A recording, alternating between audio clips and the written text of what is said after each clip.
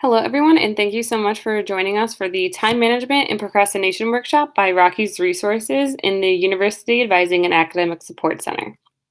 So, on the agenda today, we'll talk about some tools for time management, some different techniques for time management, different ways to consider time, and then all about motivation, productivity, and intentionality, and then some tips for procrastination. So, one thing I will mention about today's workshop is that there is there's two activities in the workshop. And so it's a lot of interaction. And even though this is a recorded workshop, hopefully you'll take the time to pause and do the activities that I'll discuss with you today.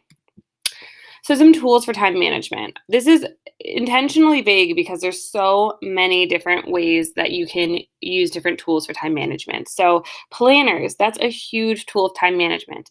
And there are all kinds of planners. There are daily planners, weekly planners, monthly planners, and it's figuring out what type of planner works best for you and your schedule. And so some people like a lot of room to write out every single thing that they're doing. Some people want to do more of an overview of their day. Some people like to plan out every hour of their day. It really depends on you and what works best for you. And you won't know that right away. Sometimes it takes testing out different planners or different styles of planners and things like that to find what works best for you and your schedule. One recommendation, because planners can be expensive, is to look at the Dollar Tree or Dollar General at Walmart. There's usually really good deals on planners. And that way, if you're not quite sure what type of planner would be best for you and your lifestyle, you can check at those places and that it doesn't run up as much of a bill for you. Also thinking about calendars. So this could be a paper calendar, definitely, like those ones that have like the picture and the 31 days at the bottom.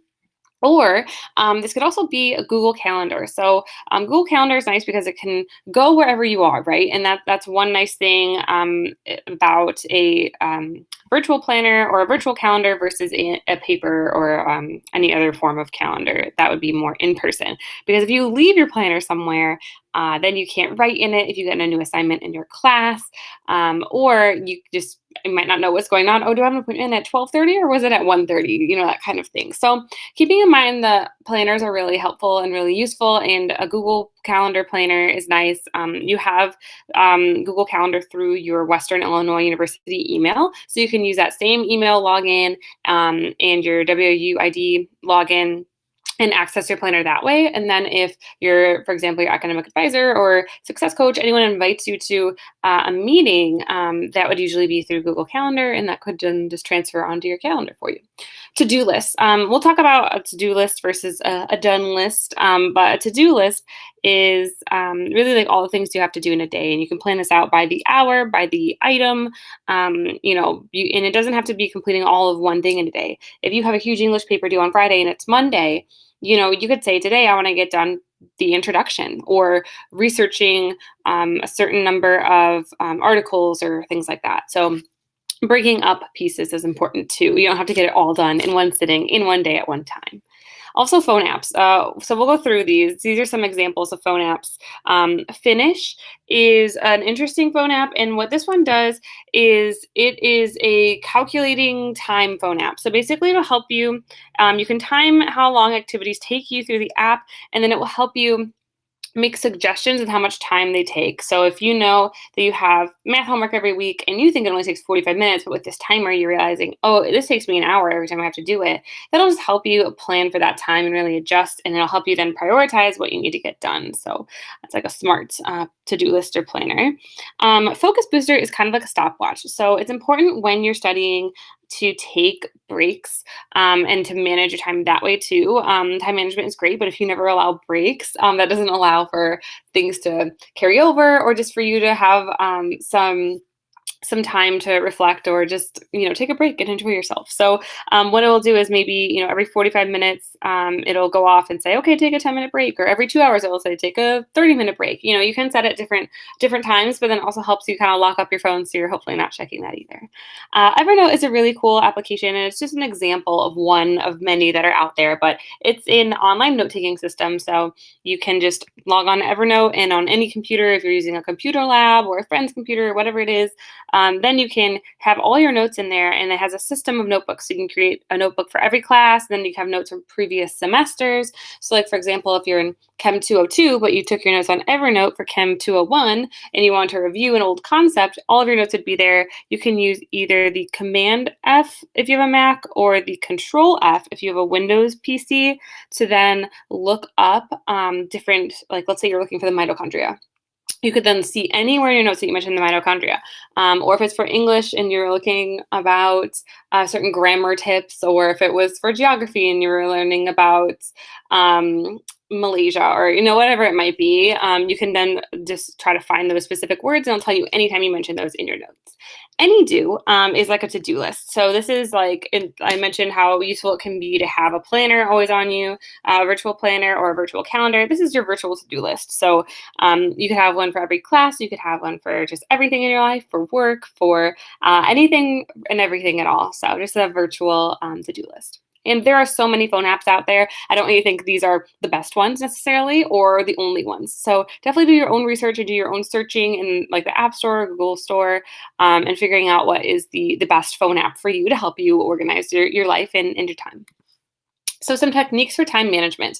Recognize your distractions. So be honest with yourself. Does having Netflix playing in the background or Disney Plus or whatever it is, does that really help you focus? Or is that more of like a filler in the background, something that you end up watching more than you really think, especially in the funny parts of whatever show you're watching or movie? But thinking, is that really helping me or is it distracting me? Also your phone. So some people will say, oh, I put my phone, I flip it down next to me so that way I don't check it. But if your phone's right next to you, it's so easy to flip it up and check it again. So making sure that you're recognizing what your distractions are and kind of trying to combat them in a different way. So if the TV is really distracting for you, thinking about classical music or instrumental music, movie soundtrack music, something else to maybe help you. So if you don't work well in like, dead silence or anything, but, having some kind of a background noise that isn't as visually distracting. And then also thinking about with your phone, maybe you could put that on Do Not Disturb or put it in your backpack so you have to open a zippered pocket to get it out, or put it in a different room in your apartment or house or anything like that. So those are some different ways for recognizing distractions. Schedule times for studying. So that's why that planner, that to-do list, all of that kind of comes together, the calendar, all of that. And one thing that's important to think about with planning out to studying time is positive versus negative timekeeping. So if you really want your studying to only take 2 hours, you can make it take 2 hours, right? But if you allow up to 3 hours for it, and then it does only take you, let's say, 2 hours and 15 minutes, you just got 45 minutes back of your day versus if you only plan 2 hours and you have to spend an extra 15 minutes studying, but maybe you had a practice for sports or for you had to go to an organization meeting or something that you didn't allow that kind of time, then you're kind of in a crunch and you're like, oh, I didn't get to finish what I needed to, or whatever it might be. So the advice here is to always allow extra time when you're studying, because then you get that time back. You're like, wow, I finished early. This is great. Or wow, I really need this full 3 hours to study. This is a bigger exam than I thought. So either way, hopefully it's a positive. Also being mindful of your environment. So I kind of talked about this too with the Netflix or your phone, things like that, but also thinking about the location of where you choose to study. So, is a coffee shop distracting for you, or is that helpful? Is the library distracting or helpful? Is your room distracting or helpful? Laying down in bed, do you fall asleep? Being honest with yourself. If you, start to study with your textbooks in your bed, do you fall asleep on those textbooks, or are you really good at studying there? So thinking about all those things. Also deciding whether to study alone or in a group. And this is really up to you and what you feel is best. And these might not seem specifically like time management, but if you're with a group of friends and you're going to end up talking the whole time you're together, even if you say you're studying for 5 hours, if you end up talking to your friends for 4 of those hours, that's kind of not necessarily wasting your time, but it's not the best use of your time, right? So especially if you have like a big exam or a big paper, things like that too. So making sure that you know what works best for you. Some people need to study in a group. So if you really need help learning vocabulary terms or going over having someone quizzing you with things, that can be really helpful. But it depends on the class, it depends on you, and it depends on your friends too, right? So thinking about all of those things. Okay, so a different perspective on time. So This is an activity that we normally do when we present this in person, but I thought it'd be kind of fun to try it online as well. So, what you'll do here is I'll explain the directions, and then you can pause and try this activity. So, the directions for this activity are that I'm going to give you $86,400. I'd love to actually give you that much money, right? Unfortunately, I cannot. So, I'll give you that much money, and then what you'll want to do is set a timer for 1 minute, and you have to itemize out every single thing that you would buy to spend that $86,400. I'll give you 1 minute, and you can pause the video right here and set yourself a timer and join back once you've completed that activity. Okay, I took a brief pause. Hopefully, you've completed that activity. It is really useful, so maybe you've tried it. But one thing to think about with this 86,400, if you don't know what that represents, because I didn't before this either, right? It represents the number of seconds you have in a day. So, for example, if you spend it's hard to really time manage every single second of your day, but if you're thinking about your day, it's important to plan out those things because the idea of that 86,400 is I would take it back if you didn't plan it out and know what you're spending it for. So, thinking about that, because if you don't plan out your time, that's often how you end up wasting time or using it unproductively. So, this is just an activity to help you plan out your time, and hopefully, you were able to quote unquote buy some cool stuff with that too. All right, motivation and time management. This is really important. Why do you want to manage your time? Why do you care? Right? So, what does success look like for you? Does that mean getting an A in a class? Does that mean getting a C in a class? Does that mean getting a certain GPA over the semester? Does that mean passing a class? Does that mean graduation? Does that mean getting a great job? Does that mean, what does that mean for you? Thinking about what success means to you, it's different for everyone. And I think that could really be a motivator of why it's important for you to manage your time. So that could be something that you write down. I know like idea boards and passion boards and things like that are kind of a bigger thing right now. And that could be something to help motivate you of why it's important to manage your time well. Also, how do you get to those things that you want without time management? Is it really possible? I mean, think about that. I think, in any job, time management is something that hopefully you'll be able to take with you. You might not be planning to study for biology when you're working, especially if it's like a gen ed. Let's say you're taking a biology gen ed and you're a communication major. You're probably not going to end up using biology in your everyday life unless that's something you choose to do, like studying for biology in that way. But those techniques of studying for biology and some of the content that you're learning in that class can be still useful to you later. So making sure that you're making those real world connections of what you're learning in school and really the habits that you're developing throughout college. And so how do you channel your motivation? Thinking about that, is it writing it down, designing an idea board? Is it talking to a friend or a family member? What helps to channel that motivation for you to manage your time well? All right, so how often do you multitask, if at all? This is the next part of time management that we'll talk about as kind of a transition into procrastination. But thinking about multitasking, we'll do another activity and talking about productivity versus intentionality. So, this activity is something that I'll explain the instructions for again, and then you can give me a good pause and let me know how it went. So, you'll want to get out a sheet of paper. I think that's the easiest. I've had students do it on their phone, but it's not quite the same. It's just a little harder, honestly. So, what you'll want to do is have a sheet of paper out. And then you'll want to, after I say go and you get to pause and everything, what you'll do is on one side of your paper, you'll first number um, like number one, letter A, number two, letter B, right next to each other, back and forth. So make sure you're going one and then A. You're not just going one, two, three, and then A, B, C. That's kind of like not the point, right? So go number one and then A, number two, and then B. So you'll want to time that, and I'll go ahead and let you pause here so that you can time that activity, and then you'll come back here and get ready for the next part of the activity. All right, so hopefully you've completed that part of the activity. Now for the second part of the activity, last time you went from 1 to A, 2 to B. This time, go as fast as you can. Again, also, hopefully you're going as fast as you can last time, but go 1, 2, 3, 4, 5, 6, 7, 8, 9, 10, and then go A, B, C, D, E, F, G, all the way down to 10. And do that as fast as you can and time that too, and then come back here. Okay, so hopefully you've completed both pieces of those activities, and I've done this activity a lot, and, probably a dozen times. And every single time, I mean, whether it's in a large group or individuals are all doing it, the result is typically that the first time you do that, it's slower, and the second time you do that, it's either a lot less time or at least a little bit less time.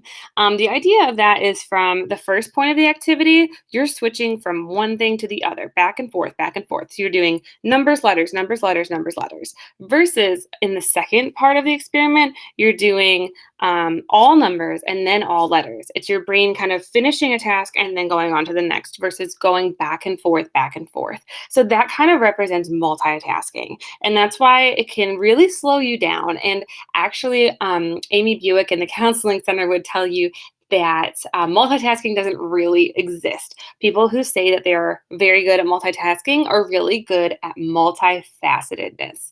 And that's this idea that you can switch quickly from one task to another. It doesn't mean you can really do all those things at once. It just means that you can really quickly switch. But that's not everyone, right? And so keeping in mind that oftentimes it is really important to just finish one thing that you're doing and then move on to the next.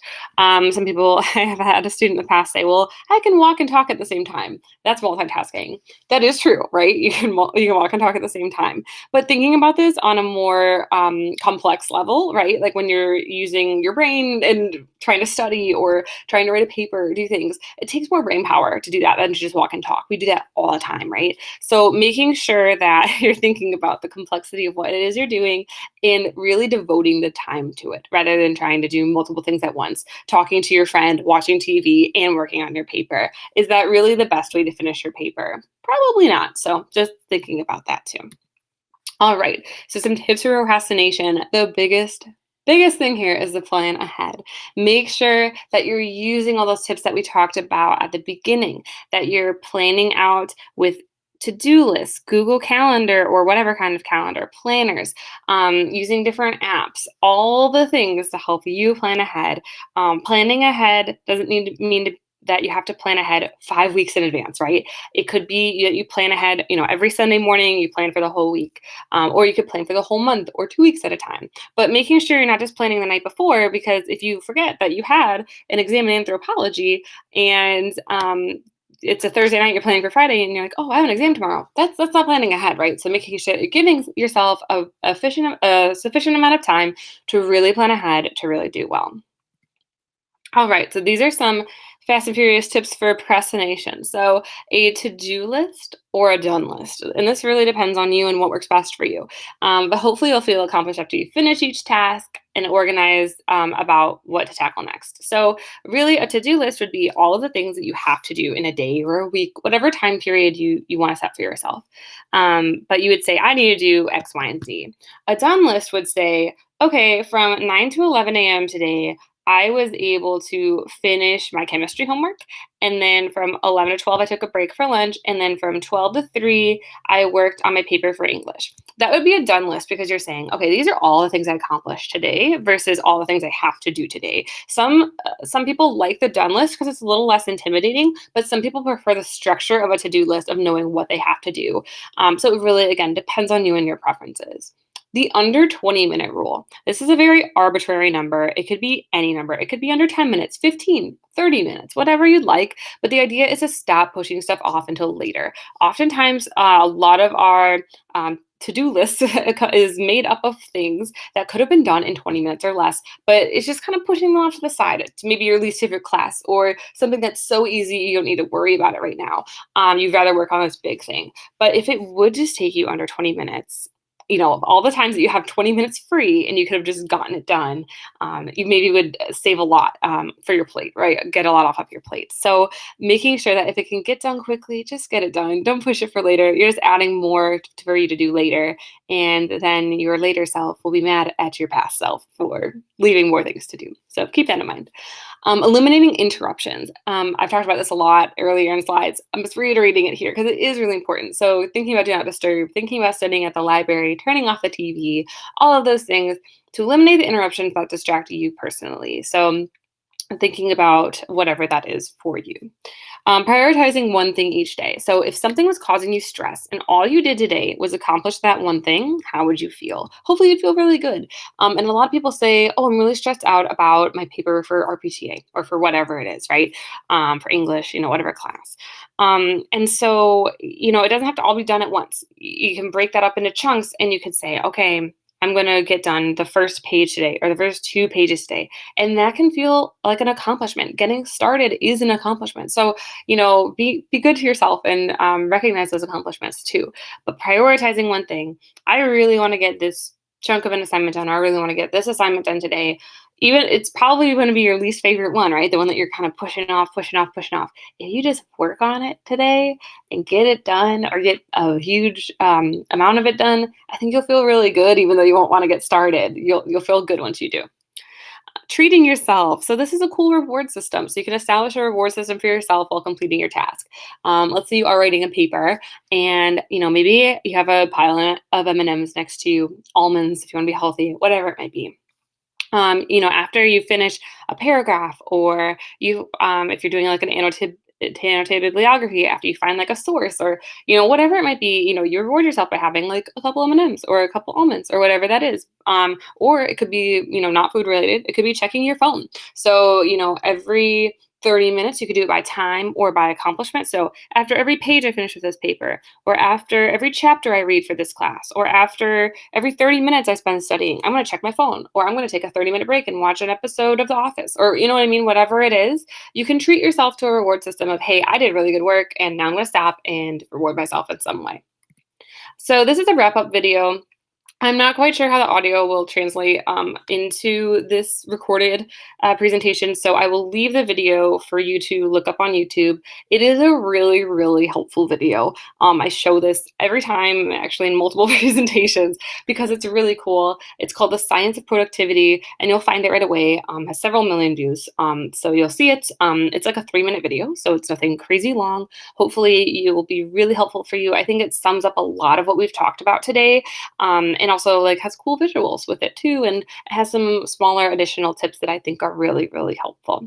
So that's a nice wrap up there. And if you have any questions or any comments, concerns about anything in the workshop, you can always feel free to email us.